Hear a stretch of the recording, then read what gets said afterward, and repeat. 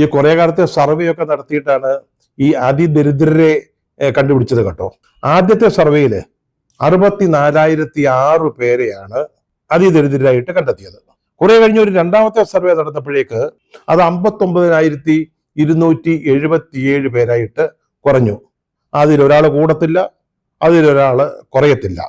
ഉറപ്പാ നമ്മുടെ സംസ്ഥാനത്ത് ഇത്രയും ആളുകളാണ് അതിദരിദ്രരായിട്ട് ഉണ്ടായിരുന്നത്. നേരത്തെ 64,006 പേരെയാണ് കണ്ടുപിടിച്ചത്. ഇതിൽ ബാക്കിയുള്ള ആളുകൾ സർക്കാരിന്റെ യാതൊരു ഇടപെടലും കൂടാതെ പെട്ടെന്ന് ഈ പട്ടിക ചാടിക്കടന്ന് ദരിദ്ര വിഭാഗത്തിലേക്ക് അങ്ങ് മാറി. അതിദരിദ്രർ എന്നുള്ള വിഭാഗത്തിൽ നിന്ന് അവർ രക്ഷപ്പെട്ടു. ബാക്കി വന്നതാണ് ഈ 59,277 പേര്.